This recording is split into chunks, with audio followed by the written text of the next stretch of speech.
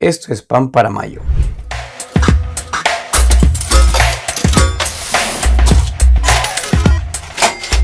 Hola, ¿cómo están todos ustedes? Bienvenidos a Pan para Mayo.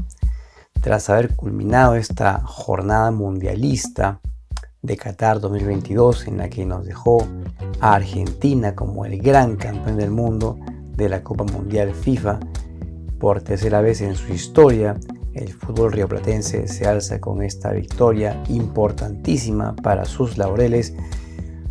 Obviamente un tema del fútbol que siempre pues es un bálsamo ante problemas que uno tiene en el día a día, o en todo caso como país que tenemos en el día a día. Así que esto en cierto modo es una alegría que a mí, que me gusta mucho el fútbol, quiero compartir con todos ustedes que obviamente han estado viendo el partido, qué duda cabe, en todo el país y sobre todo en sus casas, cada quien viéndolo con familia, con amigos o tal vez solo o en compañía de quienes más deseen. Así que bueno, ojalá que haya sido una jornada interesante la del cierre del Mundial Qatar 2022. Cambiamos de tema rápidamente para contarles que ya el fin de semana que ha pasado, la presidenta en ejercicio Dina Boluarte ha comenzado a poner las cosas en su sitio, a poner orden en la casa, algo que digamos no esperábamos de parte de la presidenta Boluarte, y lo que nos ha sorprendido de manera muy grata, porque de hecho ella está liderando un gobierno de transición, ella misma lo ha dicho así, y que tiene esto con miras a tener este año 2023 o el 2024 unas elecciones generales para elegir presidente y congreso. Acá lo importante es que la presidenta Boluarte está diciéndole al país que efectivamente ella va a hacer un gobierno para todos y que va a tratar de dejar todo ordenado para que el nuevo jefe o jefa de Estado se encargue de liderar la reactivación del país, que es lo que se requiere de aquí en adelante. Hay un tema importante aquí que es en la parte económica, que hay que tomar muy en cuenta, y es que tal vez sería importante que la presidenta Boluarte, en estos meses que tiene de función en el cargo, en lo que le resta hasta que entregue ya la banda presidencial, debería comenzar a poner atención, que es una actividad económica importante para generar empleo y sobre todo echar a andar el motor de la economía o los motores de la economía. Y tiene que ver con el desarrollo de los megaproyectos en general. Aquí en el siguiente cuadro, ustedes pueden ver, tenemos dos tipos de megaproyectos, que son las irrigaciones en el tema agrícola y la minería. En el tema de irrigaciones tenemos importantes inversiones por llevar adelante que están paralizadas hoy en día.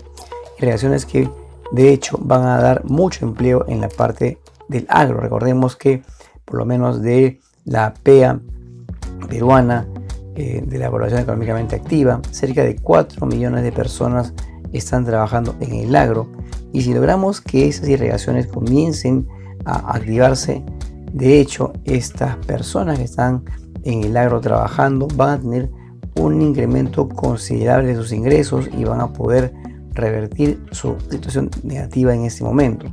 Nos referimos a proyectos como por ejemplo Poyango-Tumbes, Chaimochic 3, que es importantísimo para la región de La Libertad. También tenemos Chinecas en Chimbote, en la región Ancash, como también el proyecto Majesiguas 2, que si bien es cierto está destrabado, hay que comenzar a acelerarlo para comenzar a dar empleo en el agro del sur de Perú, en Arequipa sobre todo. En cuanto a la minería, tenemos proyectos que están en cartera, como por ejemplo Corani, Yanacocha Sulfuros, Río Seco, Magistral, Zafranal, Los Chancas, Trapiche y Michiquillay. Proyectos que definitivamente van a mover la aguja de la economía en el país. Hablamos de inversiones mineras en cartera por casi 53.000 millones de dólares, que hay que activar cuanto antes porque la economía del país lo requiere de aquí hacia los siguientes años. Así que ojalá que la presidenta Boluarte tome en cuenta este detalle y sobre todo, como dijimos en días pasados, tratar de conversar con los gobernadores regionales que están de salida, los que están ingresando en la cartera en los siguientes meses. ¿Por qué? Porque hay proyectos de inversión pública que están paralizados y que de hecho van a permitir que por lo menos uno de estos proyectos de inversión pública se haga en sus regiones, y que eso en cierto modo ayude a contener o a calmar lo que la gente está reclamando en ese momento, que básicamente que se atiendan temas prioritarios, como por ejemplo la salud y la educación en cada región del país.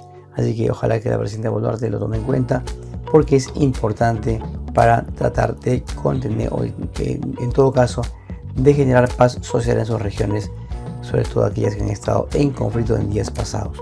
Vamos a una pausa, regresamos. ¿Cómo están las cifras del empleo, sobre todo aquel empleo que está casi al centavo en el Perú? Hay una información del INEI del último trimestre móvil, septiembre, octubre, noviembre, que nos da a entender que la cosa no viene bien en cuanto a la generación de empleo de calidad.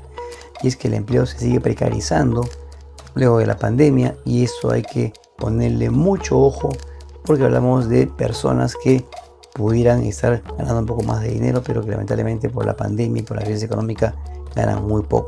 Vamos a ver qué nos dice el INEI al respecto. Y es que el empleo precario sigue siendo el que más crece en Lima metropolitana. Si bien el número de la población económicamente activa de la PEA ocupada se ha recuperado respecto del nivel de la prepandemia, es el de menor calidad el que ha ganado terreno. Como hemos comentado, en el trimestre móvil, septiembre, octubre, noviembre último, mientras que se tienen 2,9 millones de empleados adecuadamente ocupados, quienes trabajan 35 horas a la semana y ganan más que el mínimo de referencia, que está en torno a los 1.100 soles, que son 242.000 menos que el mismo periodo del año 2019. Hay un incremento de 40% en el empleo más precario, en el cual se trabaja más por menos ingresos.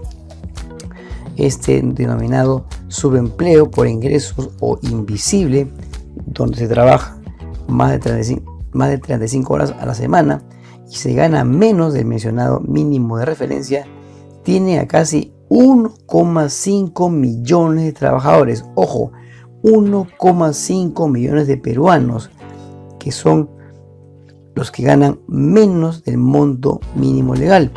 Este monto de gente son 432.200 más que el millón de empleados previos a la pandemia, según lo que refiere el INEI. Entonces, ojo con eso, porque se convierte en un problema social que el siguiente presidente de la República va a tener que sí o sí a atender, porque es un problema latente. Gente que quedó sin empleo en la pandemia y que luego de ello la ha recuperado, pero que gana mucho menos del monto mínimo legal. En fin, ojalá que esto sea un tema a resolver muy pronto.